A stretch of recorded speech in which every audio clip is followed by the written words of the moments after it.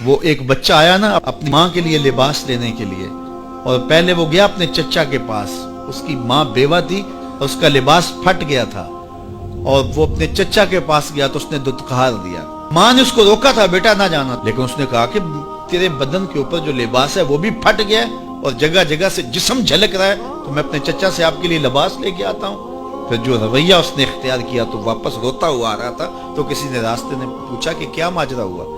اس نے کہا چچا کے پاس گیا تھا ماں کے لیے لباس لینے، اس نے دلا کے بھیج دیا۔ اللہ اکبر۔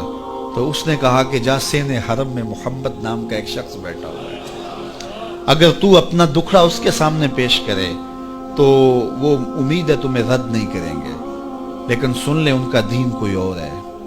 اللہ اکبر۔ اپنے ماں کے پاس آیا تو ماں کو کہا کہ چچا نے رلا کے بھیج دیا، لیکن آپ کی حالت مجھ سے دیکھی نہیں جا رہی۔ بچہ ابھی شعور کی منزلوں میں قدم رکھ رہا تھا، پہلے بہت چھوٹا تھا، اب اس کے اندر ایک جذبات تھے بچے کے اندر۔ تو ماں نے کہا کہ بیٹا نہیں، ان کے پاس نہیں جانا، سنا ہے کہ جو ان سے ملے دین دھرم چھین لیتے ہیں اس کا۔ اللہ اکبر۔ تو حضور علیہ الصلوۃ والسلام کے پاس جانے سے ماں روکنے لگی، لیکن بچے نے کہا کہ امی میں پکا رہوں گا، بتوں کا وفادار رہوں گا، تم اس ٹینشن کو، اس پریشانی کو چھوڑ دو۔ اور حضور کی خدمت میں حاضر ہوا۔ حضور صحن حرم میں چادر اوڑے بیٹھے ہوئے تھے، اور جا کے کہنے لگا میں پہلے بات آپ سے کر لیتا ہوں، آپ کا دین میں نے قبول نہیں کرنا۔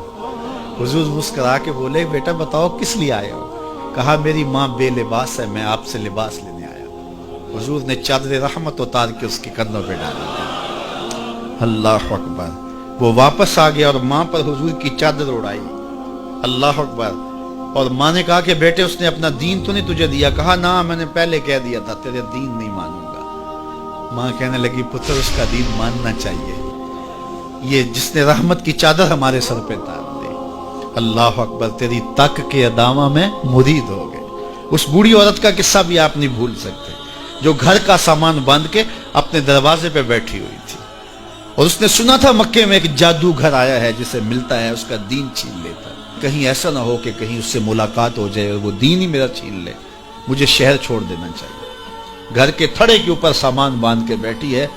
حضور بھی گزرے، اس نے دیکھا تو کہا بھتیجے یہ سامان میرے سر پہ رکھ دے۔ حضور نے سامان اٹھایا، دیکھا تو بوجھل تھا، وزنی تھا، اور بڑھیا کو دیکھا تو کمزور تھی۔ تو کہا کہ بڑھیا اگر چاہو تو جہاں چاہتی ہو میں خود نہ چھوڑا۔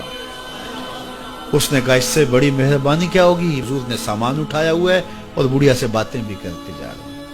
تو بڑھیا کو کہا کیوں جا رہی ہے؟ اس نے کہا کہ سنا ہے یہاں ایک جادوگر ہے جو لوگوں کا دھرم لوٹ لیتا ہے، لوگوں کا دین لوٹ لیتا ہے۔ میں نے ساری زندگی بتوں سے وفا کی، میرے آباء و اجداد نے بتوں سے وفا کی ہے، میں چاہتی ہوں دین اجداد ہاتھ سے چھوٹ نہ جائے، آخر اس شہر میں رہتی ہوں کہیں مل نہ جائے۔ خیر حضور نے کچھ نہیں کہا، اس کا سامان نہیں پھینک دیا کہ ٹھیک ہے تم پھر جاؤ۔ سامان اس کا اٹھایا اور جہاں تک اس نے جانا تھا سامان پہنچایا، سامان سپرد کر کے واپس پلٹنے لگے۔ تو اس نے کہا بچے اپنا نام تو بتا دے، لوگ کہیں گے کہ مکہ چھوڑ آئی ہو تو بتاؤں گی ایک جادوگر کے دکھ سے چھوڑ آئی ہوں، تو وہ کتنا برا بھلا کہیں گے شہر مکہ کو کہ جس مکہ سے لوگ نقل مکانی کرنے پہ مجبور ہو گئے۔ تو میں انہیں یہ بھی بتاؤں گی کہ جس مکے میں جادوگر رہتا ہے اتنا اچھا نوجوان بھی رہتا ہے، تو تیرا نام لیا کروں گی، تیرے قصیدے پڑھا کروں گی۔ تو حضور علیہ السلام مسکرا پڑے، کہا بڑھیا جس جادوگر سے بھاگ کے آئی ہے وہ تیرے سامنے کھڑا ہے۔ اس نے کہا سچ سے آپ ہی محمد ہیں؟ حضور نے فرمایا نام میرا یہی ہے۔ تو اس نے کہا پھر آپ کا جادو میرے پہ چل گیا ہے۔ اللہ اکبر۔ تیری تک کے ادامہ میں مرید ہو گئے، لوگوں کی خدمت کریں، بوڑھوں کے کام آئیں، دکھیوں کے کام آئیں، مصیبت زدہ کے کام آئیں۔ حضور یتیم ہو کے یتیم پرور تھے، لاچاروں کی مدد کرتے، لوگوں کے گھروں میں پانی بھر کے دے دیتے، اور دکھیوں کے کام آ جاتے اور مصیبت زدوں کے کام آ جاتے۔ تو حضور سے پیار کرنے والوں، امت میں آپس میں حسد نہ پھیلاؤ، بغض نہ کرو، نفرتوں کے پہاڑ کھڑے نہ کرو، ایک دوسرے سے پیار کرو، جڑو، امت وحدہ بنے، اور اپنے ماحول کو، اپنی معاشرت کو ایک خوبصورت معاشرت کا رنگ دو، اور اپنی زندگی کو حضور کے نام کر دو۔